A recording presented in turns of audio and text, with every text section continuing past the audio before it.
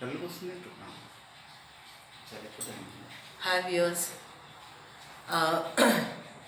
ఈరోజు డిమాండ్ సూత్రానికి మినహాయింపులు చెప్పుకుందాము. లాస్ట్ క్లాస్లో స్టార్ట్ చేసి దాన్ని అక్కడే కంక్లూడ్ చేయాల్సి వచ్చింది. సో ఈరోజు from the beginning will go with exceptions to law of demand.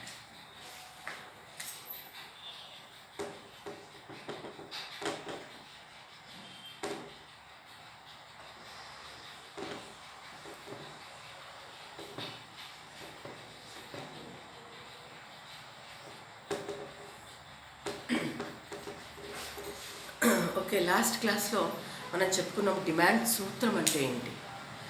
Demand సూత్రం అంటే ధరకు డిమాండ్కు మధ్య ఉండేటటువంటి సంబంధాన్ని డిమాండ్ సూత్రంగా చెప్పుకోవడం జరుగుతుంది. సాధారణంగా ధర పెరిగితే డిమాండ్ తగ్గుతుంది, ధర తగ్గితే డిమాండ్ పెరుగుతుంది. అంటే ధరకు డిమాండ్కు మధ్య విలోమ సంబంధం ఉన్నది అనేటట్లుగా మనం చెప్పుకోవటం జరిగింది. ఎందుకు మరి విలోమ సంబంధం ఉన్నదో కూడా ఒక రేఖాపటం ద్వారా అలాగే ఒక పట్టిక ద్వారా కూడా వివరించుకున్నాము. పట్టిక ద్వారా చెప్పుకున్నప్పుడు మనకి ఏమర్థమైంది అంటే సాధారణంగా డిమాండ్ రేఖ ఎడమ నుంచి కుడికి క్రిందికి వాలి ఉంటుంది. సో ఇది డిమాండ్ సూత్రము. ఒక వస్తువు యొక్క ధరకు ఆ వస్తువు యొక్క డిమాండ్కు మధ్య ఉండేటటువంటి సంబంధాన్ని డిమాండ్ సూత్రంగా మనం చెప్పుకున్నాము. అంటే dx is a function of px.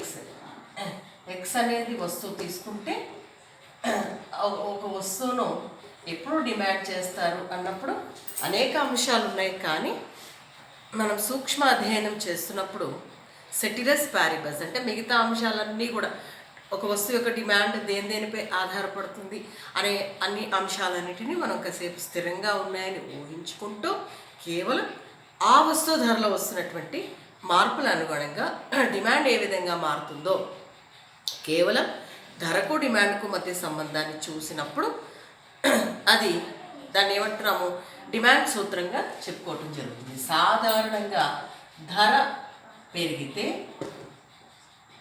Demand తగ్గుతుంది, ధర తగ్గితే డిమాండ్ పెరుగుతుంది. ఇది జనరల్ టర్మ్స్. జనరల్గా ధర పెరిగితే డిమాండ్ తగ్గుతుంది అని అనుకున్నాం మనం. ఎందువల్ల అంటే మనము ఒక చిన్న పట్టిక రూపంలో చెప్పుకున్నాము. ఏంటి అంటే నా దగ్గర ఆదాయం 10 రూపాయలు ఉన్నది, ధర డిమాండ్కు మధ్య సంబంధాన్ని చూడండి ఎంత చక్కగా వేయొచ్చో మనం. నా దగ్గర ఒక 10 రూపాయల ఆదాయం ఉన్నప్పుడు ధర 10 రూపాయలు అయినప్పుడు నేను ఒకటి మాత్రమే కొనుక్కోగలను. ధర 5 రూపాయలు అయినప్పుడు 2 కొనుక్కునే అవకాశం ఉన్నది నాకు. ధర 2 రూపాయలు అయినప్పుడు 5 కొనుక్కోగలను. ధర రూపాయి అయినప్పుడు నేను ఎన్ని కొనుక్కోగలను? 10 కొనుక్కోగలను. చూడండి, ధర తగ్గుతూ ఉంటే కొనుగోలు శక్తి అనేది పెరుగుతుంది. ధర తగ్గుతూ ఉంటే కొనుగోలు శక్తి పెరుగుతుంది కాబట్టి ఎక్కువ డిమాండ్ చేస్తున్నాడు. ధర పెరుగుతూ ఉంటే కొనుక్కునే శక్తి తగ్గిపోతుంది కాబట్టి తక్కువ డిమాండ్ చేస్తాడు. ఇది ఒక లాజిక్ జనరల్గా. అందుకనే ధరలు బాగా పెరిగినప్పుడు ఆదాయం పెరగాలి అని కోరుకుంటారు. ఆదాయం కూడా పెరుగుతూ ఉంటే దానికి తగినట్టుగా డిమాండ్ అనేది సరిపోతుందనే ఉద్దేశం. సో ఆదాయం అలాగే ఉండి ధరలో మార్పులు వచ్చినప్పుడు ప్రతిస్పందనగా డిమాండ్లో వచ్చేటటువంటి మార్పులను డిమాండ్ సూత్రం వివరిస్తుందని అనుకుంటూ ధరకు డిమాండ్కు మధ్య విలోమ సంబంధం ఉన్నది. ధర పెరిగితే డిమాండ్ తగ్గుతుంది, ధర తగ్గితే డిమాండ్ పెరుగుతుంది. సాధారణంగా ధర డిమాండ్ రేఖ ఎడమ నుంచి కుడికి క్రిందికి వాలి ఉంటుంది. ఈ విధంగా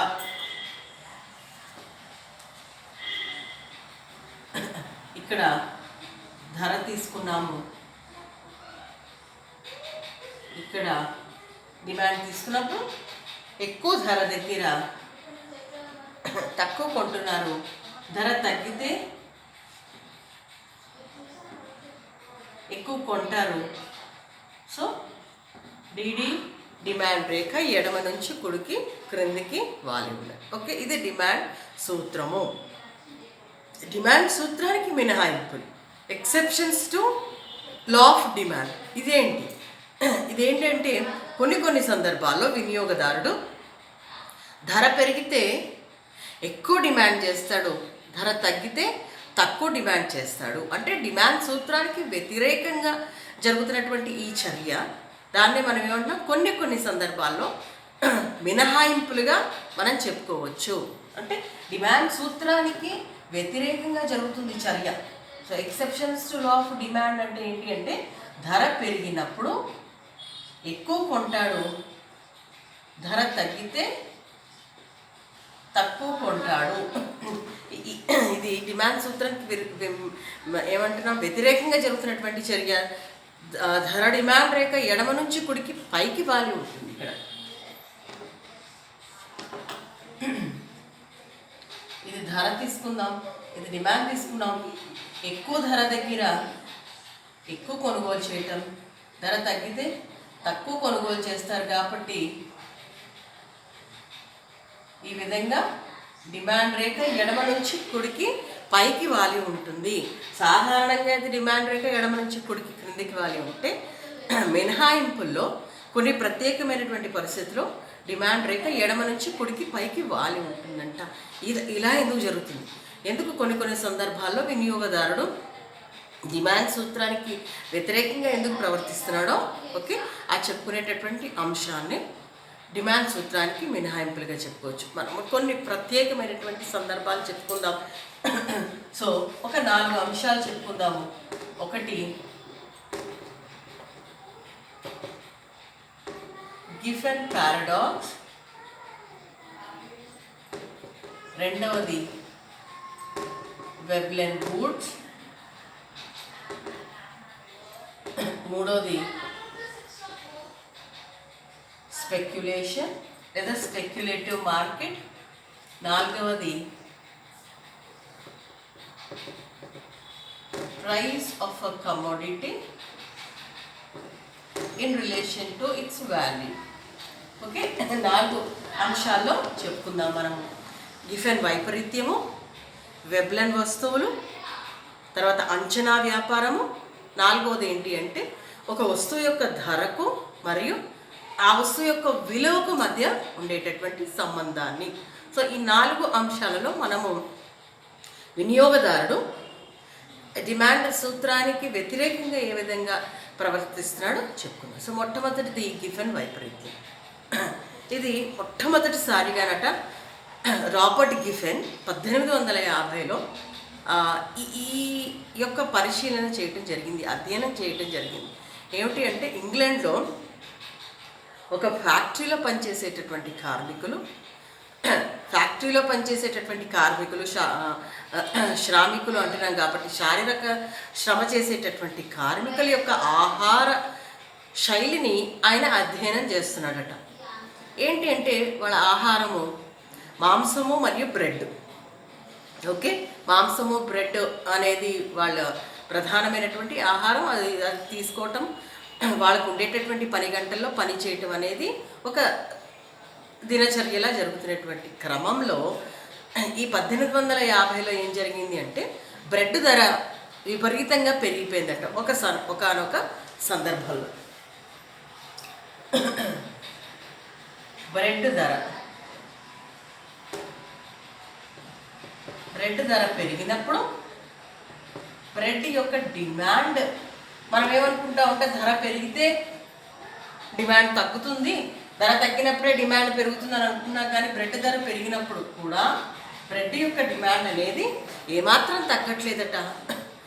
వాళ్ళు ఎప్పుడైతే ఏ విధంగా వినియోగించుకునేవారో ఆ విధంగానే వినియోగించుకుంటున్నారు. ఆ వినియోగంలో ఏమాత్రం తగ్గింపు అనేది కనిపించలేదు. బ్రెడ్ ధర పెరుగుతున్నా కూడా డిమాండ్ ఎందుకు మరి తగ్గట్లేదు అని ఆయన అధ్యయనం చేస్తున్నప్పుడు ఆయనకి కొన్ని ఆసక్తికరమైనటువంటి విషయాలు తెలిసాయి. ఏంటి అంటే వాళ్ళ ప్రధానమైనటువంటి ఆహారం ఏమనుకున్నాం మనం, బ్రెడ్ మరియు మాంసం. ఓకే, అయితే మరి బ్రెడ్ ధర పెరిగిపోయింది కదా. బ్రెడ్ ధర పెరిగిపోతున్నప్పుడు మరి ఏ విధంగా వాళ్ళ యొక్క ఆదాయాన్ని ఈ బ్రెడ్ను మాంసంపై ఏ విధంగా వినియోగం చేయడానికి విభజించాలో వాళ్ళు ఏం చేస్తున్నారు అంటే, మాంసంపై చేసేటటువంటి వినియోగాన్ని ఖర్చును తగ్గించేసేసుకుని ఆ మిగిలిన డబ్బులతోటి ఏం చేస్తున్నారు, బ్రెడ్ ధర పెరిగినా కూడా బ్రెడ్ యొక్క డిమాండ్ తగ్గించట్లేదు, బ్రెడ్ యొక్క డిమాండ్ అనేది పెరుగుతూనే ఉన్నది. అంటే మాంసం వినియోగం తగ్గింది కానీ బ్రెడ్ను మాత్రం వాళ్ళు యథావిధిగానే కొనుక్కుంటున్నారు.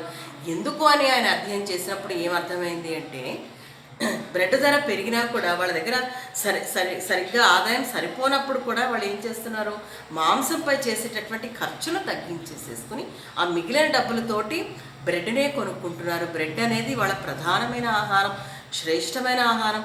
కనీసం ఆ మాత్రం వినియోగం చేయకపోతే వాడు శారీరక శ్రమ అనేది చేయలేడు అనే ఉద్దేశంలో వాళ్ళు ఏం చేస్తున్నారు, మాంసంపై చేసేటటువంటి ఖర్చుని తగ్గించుకుని బ్రెడ్ను యథావిధిగానే వినియోగించుకుంటున్నారు, లేదా ఇంకాస్త ఎక్కువ వినియోగించుకోవచ్చు. ఎందుకంటే వాళ్ళకి కావాల్సినటువంటి ఆ క్యాలరీలో లేకపోతే వాళ్ళకి సరిపోయినంత బలం రావాలి అనే ఉద్దేశంతో మాంసం ఖర్చును తగ్గించేసుకుని బ్రెడ్ వినియోగాన్ని పెంచుకుంటున్నారట. సో ఇది ఆయనకి అర్థమైంది. ఏమిటి అర్థమైంది, ధర పెరిగినా కూడా డిమాండ్ అనేది తగ్గట్లేదు. ఒక ప్రత్యేకమైన పరిస్థితి. ప్రత్యేకమైన పరిస్థితి అంటే ఏమిటి, ప్రధానమైనటువంటి ఆహారం వినియోగంలో ధర పెరిగినంత మాత్రాన మనము వాటి యొక్క డిమాండ్ ఏమాత్రం తగ్గించకపోము అని మొట్టమొదటిసారిగా చెప్పినటువంటి వ్యక్తి ఎవరు, రాబర్ట్ గిఫెన్. ఓకే, దాన్ని గిఫెన్ వైపరీత్యము అని అంటున్నాం.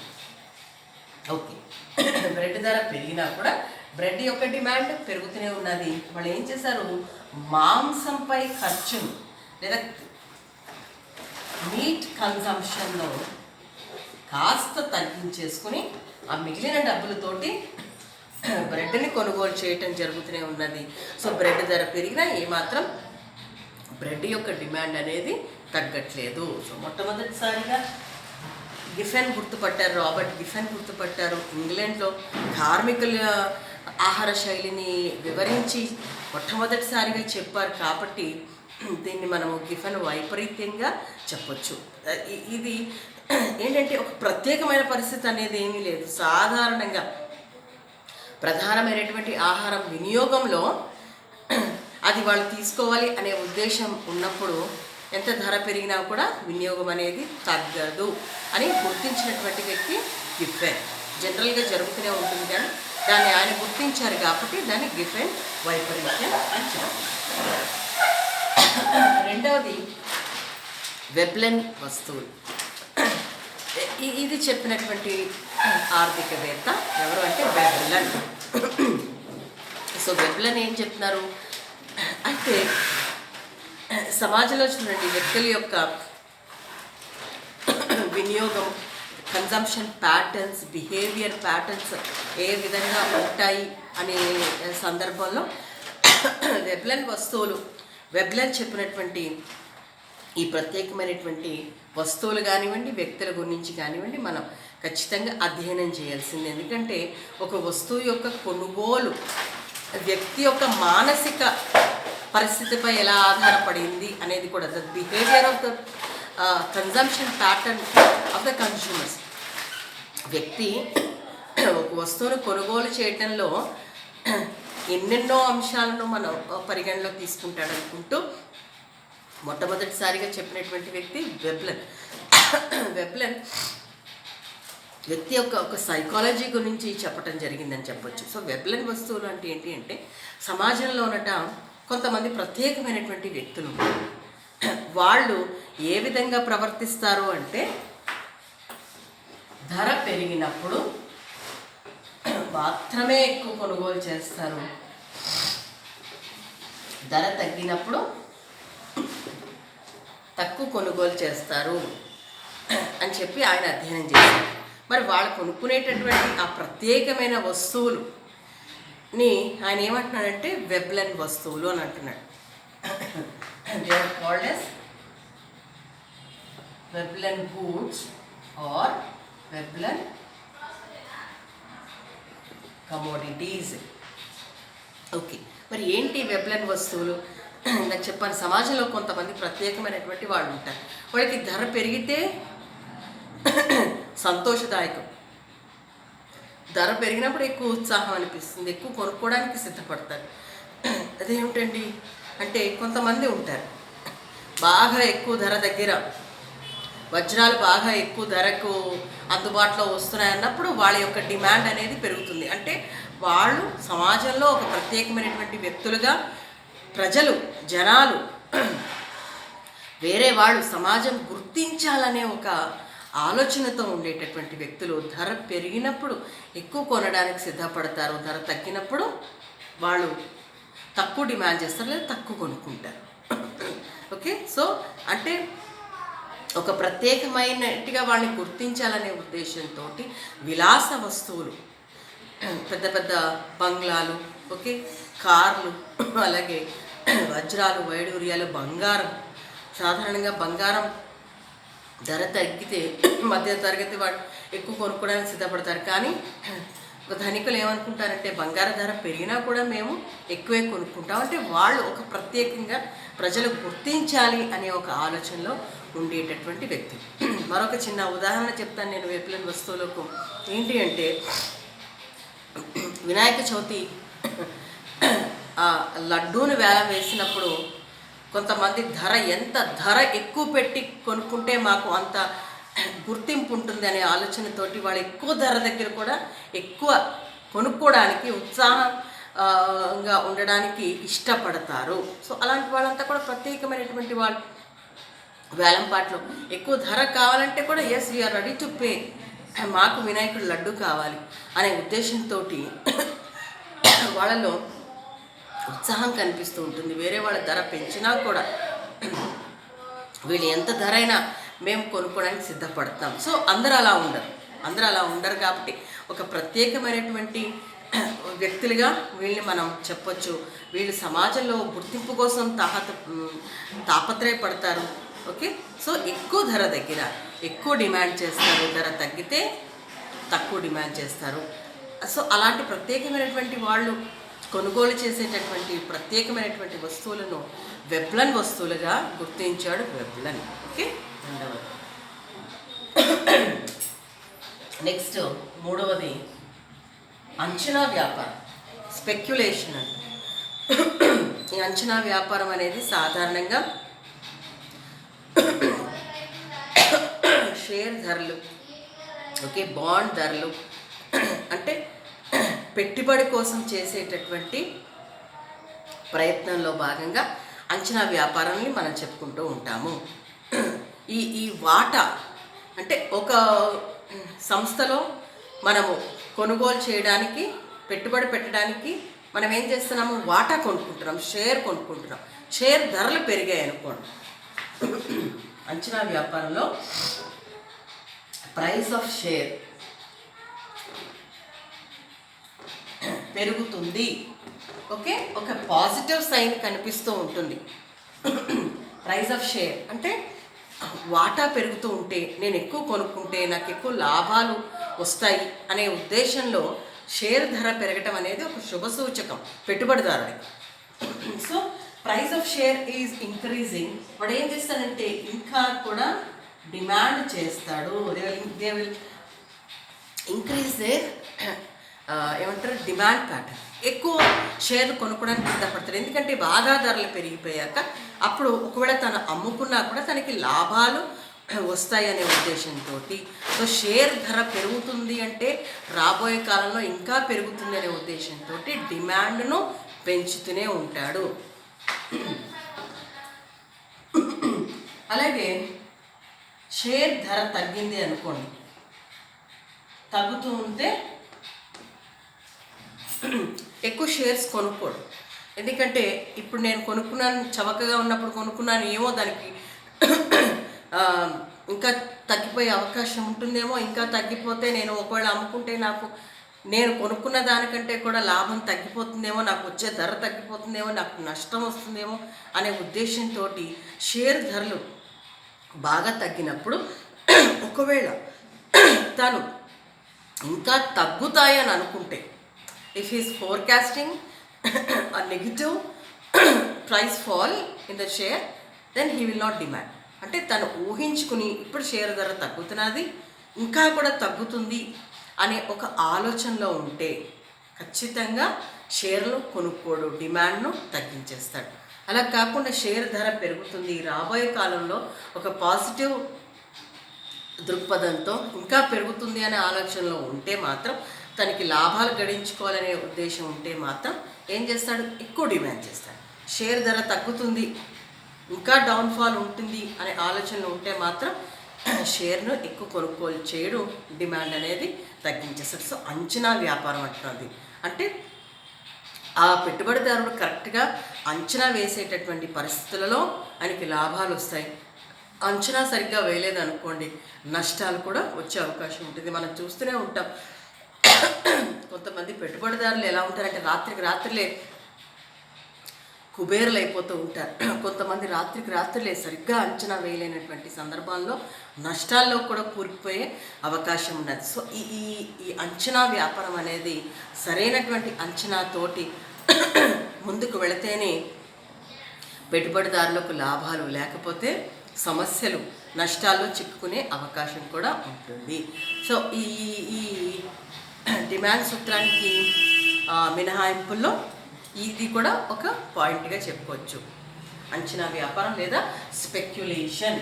స్పెక్యులేషన్ అంటే ఏంటంటే to demand, to forecast the demand, ఏ విధంగా ఉంటుందనేది అంచనా వేసుకుంటాం. ఓకే, నాలుగవది ప్రైస్ ఆఫ్ అ కమోడిటీ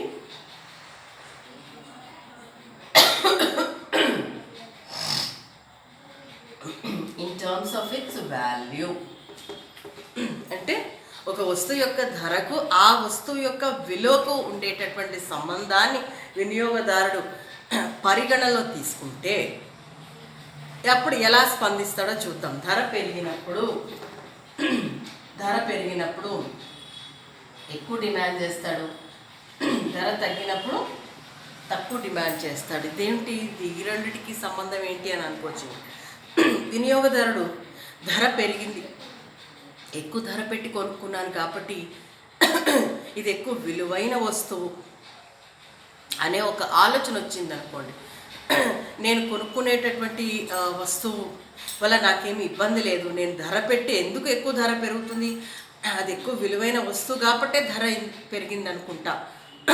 అలాగే ధర బాగా తగ్గిపోతుందంటే అది ఒక నాణ్యత లేనటువంటి వస్తువేమో, ఒక నాసిరకం వస్తువేమో అనే ఒక ఆలోచన వచ్చింది అనుకోండి. అప్పుడు ఏం చేస్తాడు, ఆయన తక్కువ డిమాండ్ చేస్తాడు. సో ఇక్కడ ఏంటి అంటే ఒక వస్తువు యొక్క డిమాండ్కు ఆ వస్తువు యొక్క విలువకు ఒకవేళ రెండిటికి ఒక సంబంధాన్ని తీసుకుంటే వ్యక్తుల యొక్క బిహేవియర్ ఎలా ఉంటుంది, వ్యక్తుల యొక్క కన్జంప్షన్ ప్యాటర్న్ ఎలా ఉంటుంది అనేది కూడా మనం చెప్పుకోవచ్చు. ఎక్కువ ధర పెట్టుకుంటే ఎక్కువ విలువ, ధర తక్కువ ఉన్నది అంటే తక్కువ విలువ అనే ఒక ఆలోచన వ్యక్తుల్లో వచ్చిందనుకోండి, వినియోగదారులో వచ్చిందనుకోండి, ఖచ్చితంగా ఏమవుతుంది, ఎక్కువ ధర ఉన్నప్పుడు ఎక్కువ డిమాండ్ చేస్తాడు, ఎక్కువ కొనుక్కోవడానికి సిద్ధపడిపోతాడు. ధర తగ్గితే అది శ్రేష్టమైనది కాదేమో, అందుకనే ధర తగ్గిపోతుంది కాబట్టి తక్కువ డిమాండ్ చేస్తాము అనే ఒక ఆలోచన. అంటే వ్యక్తుల యొక్క ఆలోచన ఒక వస్తువు యొక్క డిమాండ్ను చేయడానికి ఒకటి కాదు అనేక అంశాలను తీసుకుంటూ ఉంటాడు. సో ఇక్కడ విలువ అనేది ఒక ప్రధాన అంశంగా తీసుకున్నప్పుడు, ధరకు విలువకు సంబంధం పెట్టినప్పుడు ఎక్కువ ధర ఎక్కువ విలువ, ధర తగ్గితే తక్కువ విలువ అనే ఒక ఆలోచన వచ్చినప్పుడు ఖచ్చితంగా ఈ విధంగా డిమాండ్ సూత్రానికి వ్యతిరేకంగా ప్రవర్తిస్తాడు. ధర పెరిగితే ఎక్కువ కొనుగోలు చేయటం, ధర తగ్గితే తక్కువ కొనుగోలు చేయటము. సో ఇవే కాకుండా ఇంకా అనేక అంశాలు కూడా మనం తీసుకోవచ్చు. వ్యక్తుల యొక్క ఆలోచనలు ఏ విధంగా ఉంటాయంటే కొన్ని సందర్భాల్లో యుద్ధాలు వస్తున్నాయి, ఆర్థిక వ్యవస్థలో ఏదైనా ఇబ్బంది వస్తుంది అనేటప్పుడు ఏం చేస్తారు అంటే ధర పెరిగినా కూడా ఎక్కువ కొనుక్కుంటారు. ఎందుకంటే ఆ రాబోయే విపత్తు నుంచి వాళ్ళు కాపాడుకోవడానికి అంతా కూడా స్టాక్ పెట్టేసుకుని ఇంట్లో అన్నీ పెట్టేసేసుకుంటే ఏమాత్రం బయటికి వెళ్లకుండా వాళ్ళు ఇబ్బంది పడకుండా ఉండాలనే ఉద్దేశంతో ధర పెరిగినా కూడా ఎక్కువ కొనుక్కోవడానికి ఇష్టపడుతూ ఉంటారు. అలాగే కొన్ని సందర్భాల్లో ఎలా ఉంటుందంటే ఇందాక చెప్పినట్టు ధర తగ్గితే అది ఒక నాణ్యత లేనటువంటి వస్తువు, నాసిరకమైనటువంటి వస్తువు అని వాడు గుర్తించాడు అనుకోండి, అలాంటప్పుడు కూడా తక్కువ డిమాండ్ చేసే అవకాశం ఉన్నది. ఒక్కొక్కసారి ఒక పేదవాడు కూడా ఎలాగా తన యొక్క ఆహార శైలిని ఏ విధంగా మారుస్తాడు అంటే జొన్నల ధరలు బాగా తగ్గిపోయాయి, సజ్జల ధరలు బాగా చవకైపోయాయి, అంటే ఇవి వినియోగం చేయటం వల్ల నాకేమీ ఏమంటారు ప్రయోజనం రాదేమో అనే ఉద్దేశం ఉన్నప్పుడు ఆయన ఏం చేస్తారంటే వాటి వినియోగాన్ని పక్కకు పెట్టేసేసి ఎక్కువ రేట్ ఉన్న ఆ వరి అన్నాన్ని తీసుకోవడానికి సిద్ధపడతాడు. ఆహార శైలిలో మార్పులు తీసుకొస్తారు. అంటే ధర తగ్గిందా, అది ఒక నాసిరకం వస్తువు, విలువలేనటువంటి వస్తువుగా ఆయన గుర్తించాడా, డిమాండ్ అనేది తగ్గించేస్తాడు. ధర పెరిగితే డిమాండ్ అనేది పెంచేస్తూనే ఉంటాడు. సో ఈ విధంగా డిమాండ్ సూత్రానికి మినహాయింపులుగా చెప్పుకోవచ్చు. ఇది ఎగ్జామినేషన్స్లో ఒక ప్రత్యేకంగా కూడా షార్ట్ క్వశ్చన్స్లో ఇచ్చే అవకాశం ఉన్నది. డిమాండ్ సూత్రానికి మినహాయింపులు. అయితే డిమాండ్ సూత్రానికి మినహాయింపులు తెలుసుకునేటప్పుడు డిమాండ్ సూత్రం అంటే ఏంటో తెలుసుకోండి. డిమాండ్ సూత్రం తెలిసినప్పుడే కొన్ని ప్రత్యేకమైనటువంటి పరిస్థితులలో వినియోగదారులు ఈ విధంగా ఎందుకు ప్రవర్తిస్తారనేది తెలుస్తుంది. సో అంటే ధర పెరిగినప్పుడు డిమాండ్ అనేది పెరుగుతుంది, ధర తగ్గినప్పుడు డిమాండ్ అనేది తగ్గుతుంది. సాధారణంగా అయితే ధర పెరిగితే ధర తగ్గుతుంది, ధర తగ్గితే డిమాండ్ పెరుగుతుంది. కాబట్టి ఇది ఒక ప్రత్యేకమైనటువంటి టాపిక్గా చెప్పుకోవచ్చు. నెక్స్ట్ క్లాస్లో సప్లై గురించి చెప్పుకుందాం మనము. సప్లై పట్టిక, నెక్స్ట్ సప్లై రేఖ. అంటే ఇప్పటివరకు డిమాండ్ గురించి చెప్పుకున్నాం, ఒక వినియోగదారుడు గురించి చెప్పుకున్నాం, ఒక అమ్మకందారుడు ఏ విధంగా ప్రవర్తిస్తాడు, సప్లైని నిర్ణయించేటటువంటి అంశాలు, సప్లై దేనిపై ఆధారపడుతూ ఉంటుంది, ఓకే, దాని ధర, ఈ మిగతా అంశాలు, అలాగే సప్లై పట్టిక, supply Rekha. Okay, thank you so much.